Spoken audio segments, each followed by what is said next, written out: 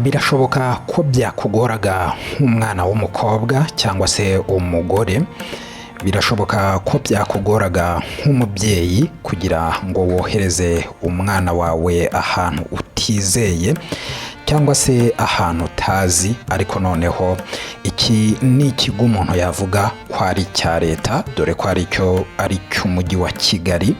Bishoboka ko iyi ishobora kuba ari inkuru nziza kuri wowe. Birashoboka ko nk'umubyeyi wumvaga ari ikintu gikenewe, ariko watekerezaho iyo serivisi itangirwa ku makuru wahawe n'abantu batandukanye, wakuye ahantu hatandukanye, aho ugenda, aho ukorera cyangwa se aho usengera, ukumva bikugoye kuhizera, ariko noneho mu mujyi wa Kigali hashobora kuba hashyizweho aho hantu. Ku ruhande rumwe hashobora kuba hizewe ku bantu bemera uyu umuco mvuga nta wundi rero. Mu Rwanda rwo hambere, iyo umwana w'umukobwa yageraga mu gihe cy'ubwangavu afite imyaka 14, byari bizwi ko icyo gihe agomba kujya aho twita mu rubohero. Aha yahabwaga amasomo atandukanye azamufasha mu buzima bwo mu rugo cyangwa se ubuzima bwo kubaka urugo rwe.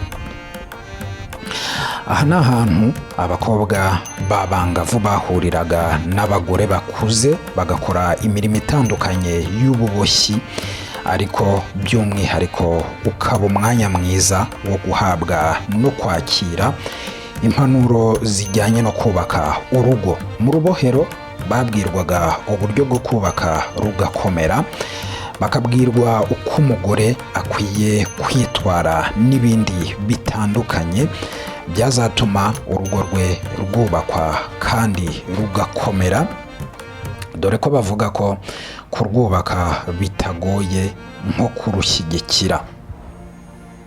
Uko iterambere ryagiye riza, ubwo aho navugaga mu Rwanda rwo hambere, ariko ko iterambere ryagiye riza, ibintu byagiye bihinduka, habaho ibikorwa bitandukanye byabaga mu muco bitagikorwa, harimo n'iki tuvuga cy'urubohero. Kuri ubu haje imico itandukanye n'imideri itandukanye bikorwamo, harimo icyitwa bridal shower, aho umukobwa witegura gukora ubukwe ahura n'abakobwa n'abagore bagenzi be cyangwa se n'abagore bakuru be ba hafi, bakamuganiriza ku bijyanye no kubaka urugo. Iki ni igikorwa kimara amasaha atageze no kuri 5 cyangwa se ibirori by'akanya gato, nk'uko abantu bizihiza isabukuru cyangwa ibindi birori bitwara umwanya muto, ku buryo utahamya ko umuntu aba yahawe impamba yuzuye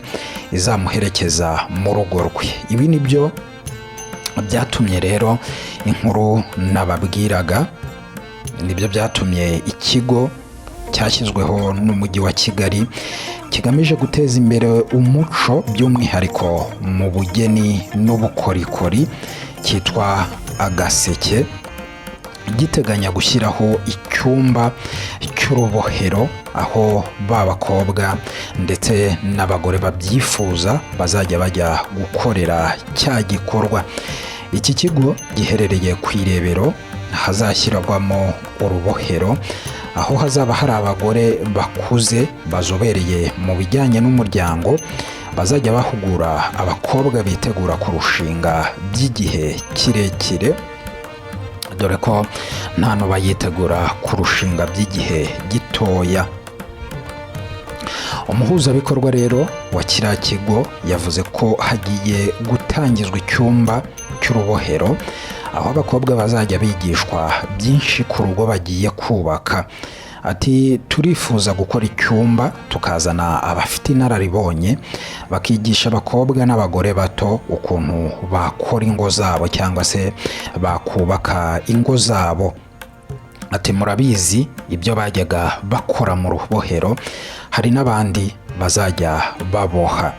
Muri wa mwanya wo kujya muri hoteli, baze hano gufata ubumenyi nyabumenyi umukobwa w'u Rwanda yigishwaga mu gihe cyashize, turebe ukuntu tugarura umuco.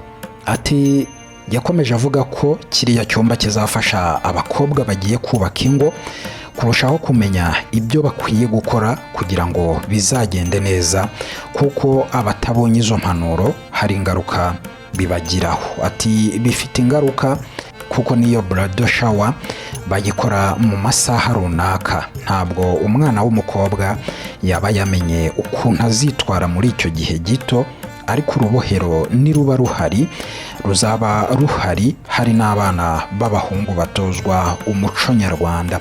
Bizaba ari igihe kirekire umukobwa wagize igitekerezo cyo gushaka atangire aze, kuko tuzaba dufite abantu bahahora bafite inararibonye, bazi kuganiriza abakobwa nka kumwe bajya mu rusengero gufata inyigisho, baze no ku rubohero bagira icyo bakwiga. Dutoze abakobwa bakiri bato bajye mu ngo zabo bazi icyo gukora.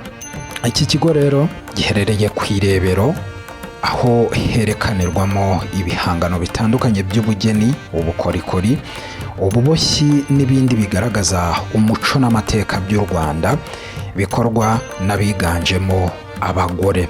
Niba ushaka ko tuguha telefone z'iki kigo ndetse ugasobanuza byinshi, watwandikira muri commentaire.